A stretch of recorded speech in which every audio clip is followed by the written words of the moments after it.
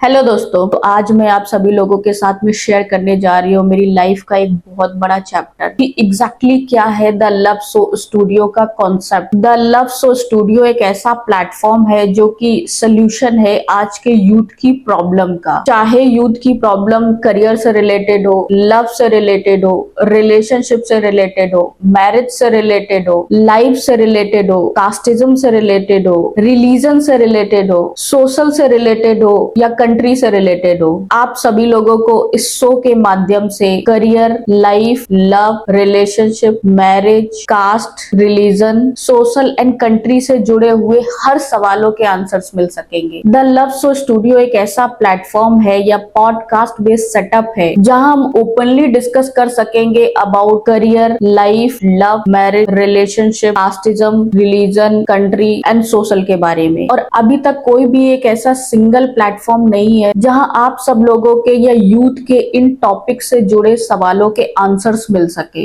या उसे एक बेटर गाइडेंस मिल सके, क्योंकि ऊपर मेंशन टॉपिक्स के बारे में कहीं भी ओपनली डिस्कशन नहीं होता है, बट रियल में लोगों के साथ इससे जुड़ी प्रॉब्लम्स हो रही होती हैं। ज्यादातर चीजें मिसअंडरस्टैंडिंग और अंधविश्वासों पर आधारित हैं। द लव शो स्टूडियो एक ऐसा प्लेटफॉर्म है जो कि यूथ की जिज्ञासा को शांत करेगा, क्योंकि जैसे जैसे यूथ की नॉलेज बढ़ती है उसकी जिज्ञासाएं भी बढ़ जाती हैं और उसकी लोकल सोसाइटी उसके आंसर्स देने में असमर्थ हो जाती है। क्योंकि आज सोशल मीडिया के माध्यम से वैरायटी ऑफ नॉलेज तो आप तक पहुंचा दिया जाता है, बट उससे जुड़े हुए सवालों के आंसर्स नहीं पहुंचाए जाते हैं। द लव शो स्टूडियो एक ऐसा प्लेटफॉर्म है जो प्रैक्टिकल रूप से बात करता है सेकुलरिटी की। आज हमारा देश और समाज कास्टिज्म, रिलीजन और वोट बैंक की चक्कर में पूरा का पूरा बिखर चुका है। देश और समाज की एकता और अखंडता पूरी तरह से धराशायी हो चुकी है। कुछ चंद लोग आम नागरिक के हिस्से और अधिकारों का हनन करते रहते हैं धर्म और भगवान के नाम पर। भारत देश लोकतांत्रिक देश है, बट केवल संविधान तथा एकेडमिक सिलेबस के पन्नों पर, न कि रियल या व्यवहारिक रूप में। बट इस शो के माध्यम से हम इस देश में एक प्रैक्टिकल और रियल लोकतंत्र ला सकते हैं। द लव शो स्टूडियो एक ऐसा प्लेटफॉर्म है जो कि बात करता है आम आदमी पार्टी के प्रमुख श्री अरविंद केजरीवाल के संविधान बचाओ अभियान की। हम इस शो के माध्यम से भारत देश के संविधान को बचा सकते हैं। इवन भारत देश के संविधान को बचाने के साथ साथ देश और समाज में प्रैक्टिकल रूप से उतार भी सकते हैं, क्योंकि अभी तक संविधान केवल और केवल किताबों और पन्नों तक ही सीमित है। रियल लाइफ में इसका कुछ बहुत ज्यादा अस्तित्व तो नहीं दिखाई देता है। द लव शो स्टूडियो एक ऐसा प्लेटफॉर्म है जो बात करता है कांग्रेस पार्टी के प्रमुख तथा युवा नेता राहुल गांधी के भारत जोड़ो न्याय यात्रा की। ये शो बताता है कि कैसे भारत देश को हर एक दिन जोड़ा जा सकता है और न्याय के लिए हर एक दिन लड़ा जा सकता है, न कि केवल चुनाव के कुछ दिन पहले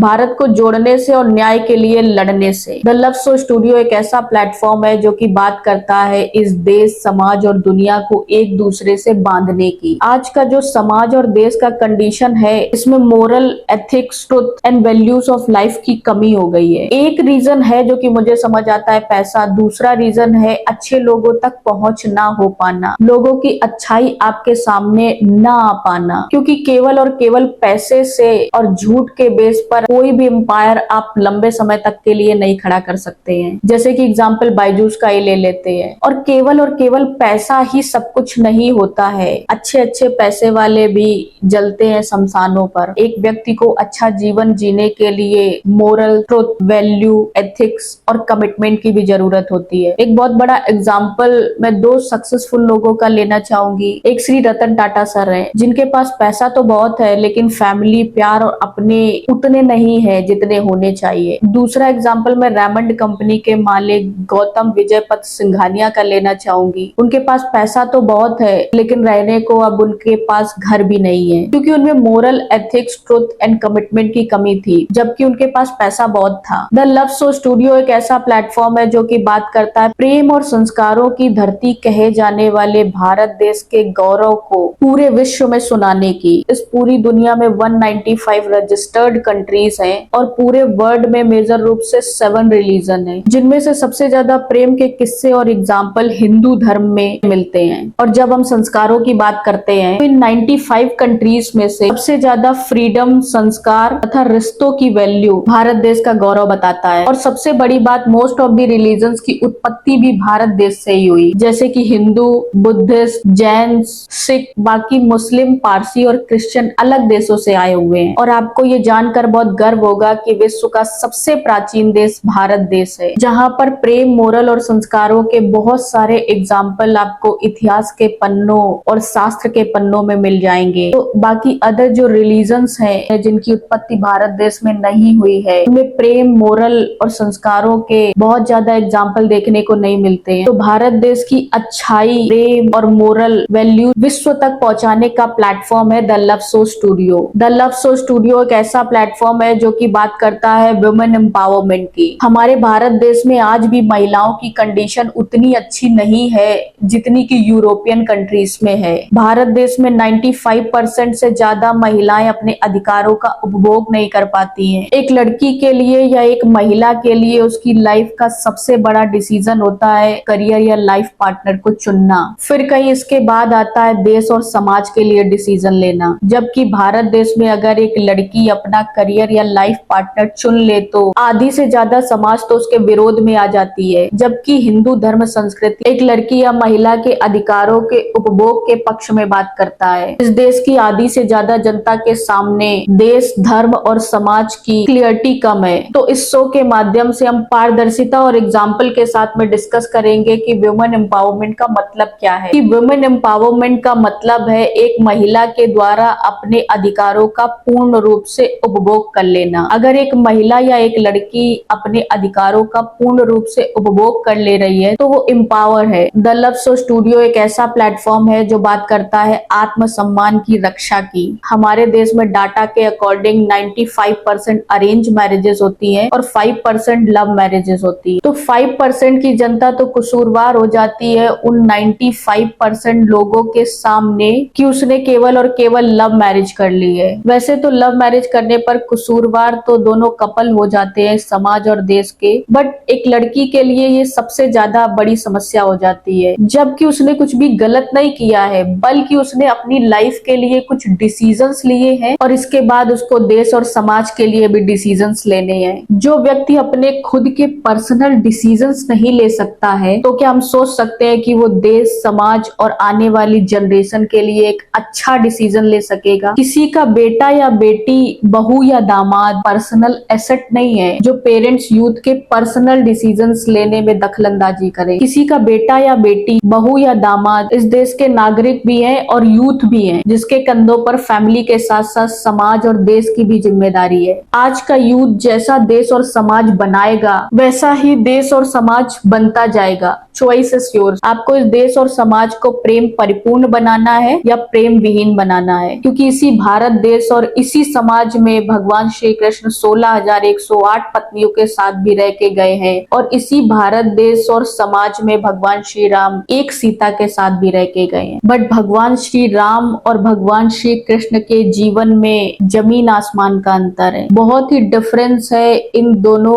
अवतारों की लीलाओं में। द लव सो स्टूडियो एक ऐसा प्लेटफॉर्म है जो बात करता है आज की जनरेशन को अज्ञानता से ज्ञान की ओर ले जाने की, क्योंकि academic syllabus, physics, chemistry, bio, maths या प्रोफेशनल स्ट्रीम्स के सब्जेक्ट आपको देश, दुनिया और समाज का व्यवहारिक ज्ञान नहीं देंगे। देश, दुनिया और समाज का ज्ञान आपको इसी फील्ड में एक्सपीरियंस्ड व्यक्ति ही दे सकता है। तो हम ऐसे लोगों को इनवाइट करेंगे इस शो में जो कि आपको देश, दुनिया और समाज का ज्ञान दे सके। आप सभी लोगों के साथ में अपनी एक जर्नी शेयर कर सके जहां से आप सभी लोगों को एक इंस्पिरेशन मिल सके। द लव सो स्टूडियो एक ऐसा प्लेटफॉर्म है जो बात करता है रियल लव की, क्योंकि आप लोगों तक जो लव के नाम पर reels, movies, serial and web series के द्वारा पहुंचाया जाता है वो स्क्रिप्टेड लव होता है।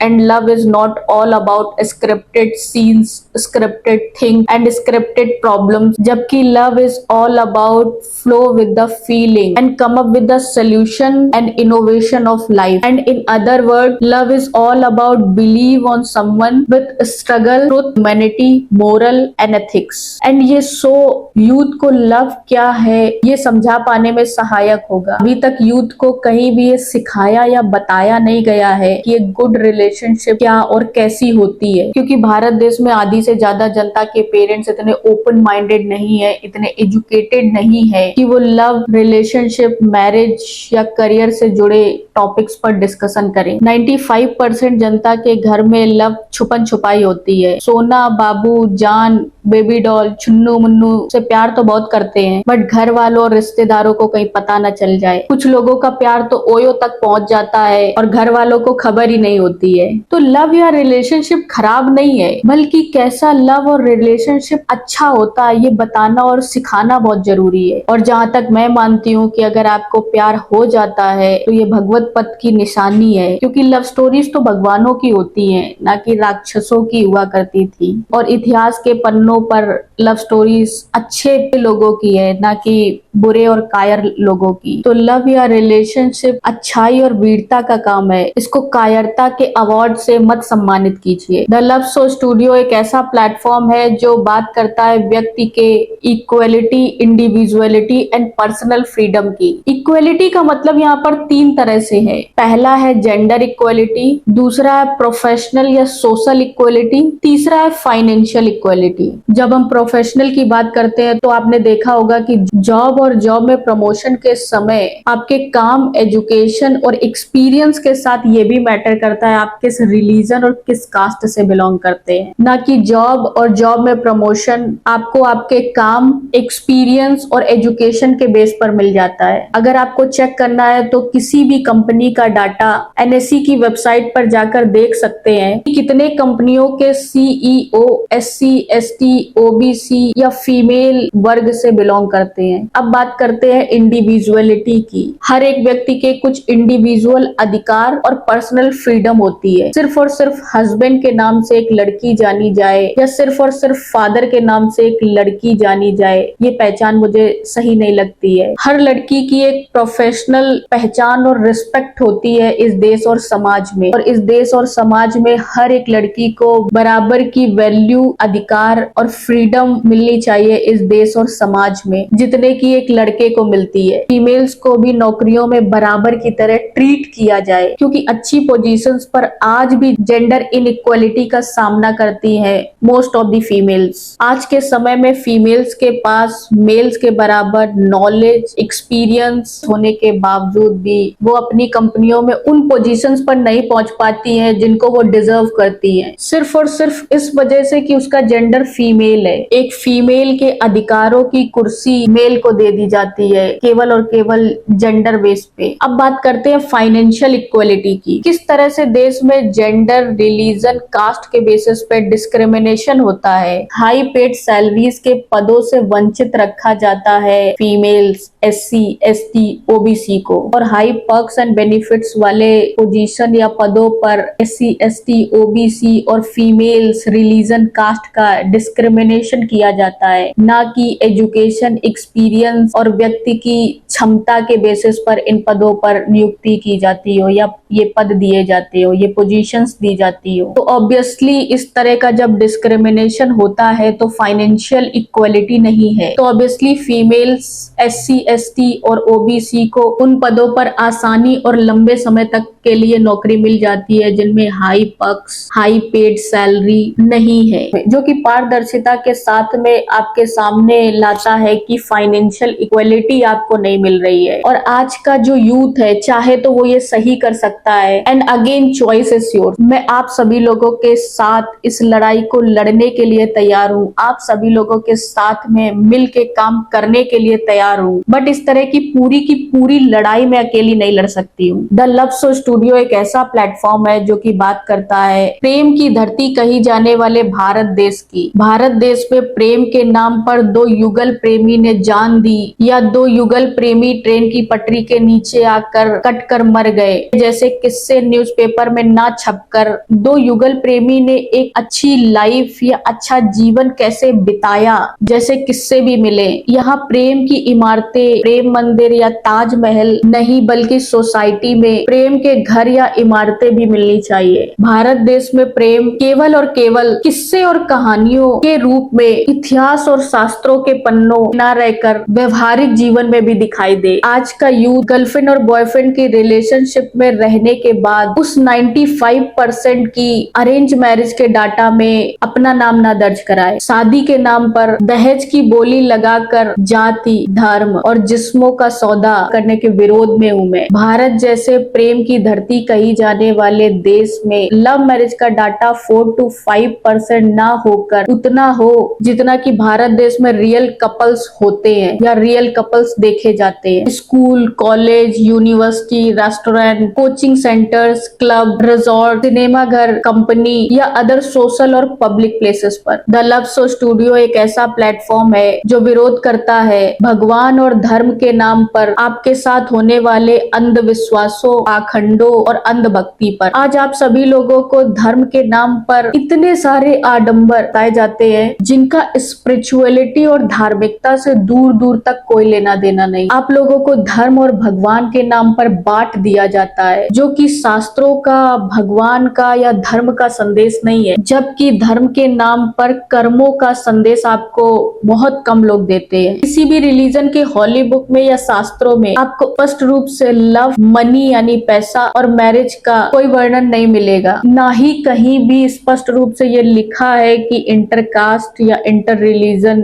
मैरिज नहीं करनी चाहिए। आज के समय में जितने सरनेम या छोटी बड़ी कास्ट हैं उनका वर्णन शास्त्रों में नहीं मिलता है, बल्कि आज के समय में कास्टिज्म के नाम पर आपके साथ जो स्कैम हो रहा है वो धर्म शास्त्रों के अकॉर्डिंग नहीं है। अगर हम भारत देश को जियोग्राफिकल आधार पर देखते हैं तो भारत देश में 29 राज्य यानी 29 स्टेट्स हैं। इन 29 राज्य में उनके अलग अलग रीजनल सरनेम है और किसी भी स्टेट का रीजनल सरनेम दूसरे स्टेट के रीजनल सरनेम से मैच नहीं करता है। जैसे उत्तर प्रदेश के रीजनल सरनेम गुजरात के रीजनल सरनेम से मैच नहीं करते हैं। गुजरात और महाराष्ट्र में अंबानी, टाटा, बिरला, अडानी, सपूची, पलौंजी जैसे सरनेम उत्तर प्रदेश में आपको नहीं मिलेंगे या उत्तराखंड में आपको नहीं मिलेंगे। उत्तर प्रदेश और उत्तराखंड में आपको बिष्ट, रावत, पाल, सचान, यादव, ठाकुर, श्रीवास्तव इस तरह के सरनेम्स मिलेंगे। और वेस्ट बंगाल के सरनेम पंजाब से नहीं मैच करते हैं। हरियाणा के सरनेम मध्य प्रदेश से नहीं मैच करते हैं। अब अगर हम इंडिया को पोल वाइज डिवाइड करके देखें तो नॉर्थ के रीजनल सरनेम साउथ के रीजनल सरनेम से डिफरेंट है और ईस्ट के रीजनल सरनेम वेस्ट के रीजनल सरनेम से डिफरेंट। और तो और अगर आप 4 वर्णों की ही बात करें, ब्राह्मण, क्षत्रिय, वैश्य, शूद्र और निषाद जो कि शास्त्रों में वर्णित है, जिसमें से केवल और केवल हम ब्राह्मण की बात करते हैं, तो उसमें भी बहुत सारी कैटेगरीज होती हैं। यानी कास्ट के अंदर सब कास्ट होती है। कुछ बड़े ब्राह्मण, कुछ छोटे ब्राह्मण, कुछ त्रिपाठी, कुछ मिश्रा, कुछ द्विवेदी, कुछ कश्मीरी पंडित, कुछ साउथ इंडियन पंडित, कुछ वेस्ट बंगाल के पंडित, कुछ गुजराती पंडित और कुछ उत्तर प्रदेश के पंडित। तो इस समाज के कुछ लोगों का प्रॉब्लम केवल और केवल कास्ट या रिलीजन नहीं है। उनको इस बात से भी प्रॉब्लम है कि अगर वो ब्राह्मण है तो उत्तर प्रदेश का क्यों नहीं है, वो कश्मीर का ब्राह्मण क्यों है, या वो वेस्ट बंगाल का ब्राह्मण क्यों है, या वो ईस्ट का ब्राह्मण क्यों है। उनको केवल और केवल प्रॉब्लम ब्राह्मणिज्म या अदर कास्ट से नहीं है, उनको एक कास्ट और रीजनल कास्ट से भी प्रॉब्लम है कि अगर पंडित है तो वो उत्तर प्रदेश का पंडित ही होना चाहिए, वो कश्मीर का पंडित नहीं हो सकता है। उनको सेम वर्ण में रीजनल प्रॉब्लम भी है। और ये सबसे ज्यादा अनएजुकेटेड या लेस एजुकेटेड लोगों के साथ में है, जिन्होंने कभी एकेडमिक सिलेबस ही ढंग से नहीं पढ़ा है कि साइंस के बेसिस पे वो कास्टिज्म को समझ सकते कि ये एक स्कैम है, या उन्होंने कभी इतनी जरूरत भी नहीं समझी कि शास्त्रों को उठाकर वो देखें कि ये रियलिटी है या नहीं, और है तो कितनी है। क्योंकि आज के समय में आपके सामने अनगिनत सरनेम्स हैं। एक लिस्ट में नीचे शेयर कर रही हूँ, उस पे लग नहीं सकती थी, या मैं लगाती तो वीडियो बहुत बड़ा हो जाता। आप देखिए जाके, उसमें केवल और केवल उत्तराखंड स्टेट के ही 600 सरनेम्स दिए हुए। उत्तराखंड जो कि बहुत छोटा सा, वहां पर इतने सारे सरनेम्स। और जो उत्तर प्रदेश है वो तो बहुत बड़ा है उत्तराखंड से, तो आपको पता नहीं होगा कि उत्तर प्रदेश में कितने सरनेम्स आपको मिल जाएंगे। आधी से ज्यादा जनता लोगों के द्वारा सुनाए हुए अंधविश्वासों और बिना प्रामाणिकता की बात को मान लेते हैं। सोचो, जब एक सिंगल धर्म में इतने सरनेम है तो अनदर धर्म में भी और भी बहुत सारे सरनेम होंगे। भारत देश में एजुकेशन और लोकतंत्र फेल हो जाता है इस कास्टिज्म और रिलीजन की वजह से। सोचने की बात है कि एक प्रधानमंत्री की सीट पर कितने सरनेम्स के वोट डिपेंड करते हैं, और सोचने की बात है कि जब आप लोग देश, धर्म और समाज के नाम पर अपने पास के लोकल लोगों के साथ भेदभाव करते हैं, या ये एक्सपेक्टेशन रखना शोभा देता है कि इस भेदभावपूर्ण वातावरण में पल बढ़कर कोई प्रधानमंत्री पूर्ण रूप से लोकतांत्रिक रहे, सर्वधर्म संभव का भाव रखे और आपके साथ भेदभाव ना हो। और अगर आप चाहते हो कि आपके साथ धर्म, रिलीजन का भेदभाव ना हो, तो पहली शुरुआत आपको अपने आप से करनी होगी और अपने आसपास भेदभाव विहीन समाज का निर्माण करना होगा। So I would like to invite you all the peoples of India and world to be a part of this love show. No matter what is your caste, no matter what is your religion, no matter what is your geography, no matter what is your color, ताकि हम इन भेदभाव के reply या रंग भेदता के reply प्यार से दे सके, क्योंकि नफरत और भेदभाव को मिटाने का सबसे बड़ा शस्त्र है प्रेम और प्यार, या मंत्र है प्रेम और प्यार फैलाना। क्या आप लोग मेरा ये इनविटेशन एक्सेप्ट करते हैं और मैं आप सभी लोगों को इस शो का पार्ट एक्सपेक्ट कर सकती हूँ? तो इस वीडियो को और लोगों को इनवाइट करने के लिए अपने अपने अकॉर्डिंग उन तक पहुंचा दें। आई होप आप सभी लोगों को क्लियर हो गया होगा कि exactly the love show studio क्या है। काइंडली कमेंट बॉक्स में मेंशन कर दीजिए कि आपको ये न्यू कॉन्सेप्ट कितने % समझ आया है। पहला मोर देन 0%, दूसरा मोर देन 25%, तीसरा मोर देन 50%, चौथा मोर देन 75%, पांचवा मोर देन 95%। क्योंकि जब मैं लोगों के सामने अपना ये प्रपोजल रखती हूँ तो आधी से ज्यादा जनता समझ नहीं पाती है कि मैं उनके सामने क्या कहने की कोशिश कर रही हूँ। तो मैं केवल एक पब्लिक ओपिनियन जानना चाहती हूँ, जिनके पास भी मेरा ये मैसेज पहुंच गया है, किन लोगों को द लव शो का कॉन्सेप्ट समझ आ गया है कि ये एग्जैक्टली क्या है, इसकी नीड क्या है और ये कैसे देश और समाज के लिए हेल्पफुल है। मैंने अपना कॉन्टेक्ट नंबर यानी मोबाइल नंबर और ईमेल दोनों लिख दिया है। आप चाहे तो कमेंट बॉक्स में बता सकते हैं, चाहे तो कॉल करके बता सकते हैं, चाहे तो मुझे ईमेल कर सकते हैं। मिलते हैं फिर नेक्स्ट वीडियो में, तब तक के लिए अपना ख्याल रखिए। Thank you so much. और हाँ, वीडियो को ज्यादा से ज्यादा लोगों तक शेयर जरूर कर दीजिए। एटलीस्ट अगर आप ज्यादा नहीं कर सकते हो तो हम एक और हमें एक और की नीड है कि शुरुआत से हम लोग एक एक एक एक करके एक दिन एक माला तो बना ही लेंगे, क्योंकि ये शो नहीं, इमोशन है, रेवोल्यूशन है, आज के यूथ की प्रॉब्लम का सोल्यूशन है।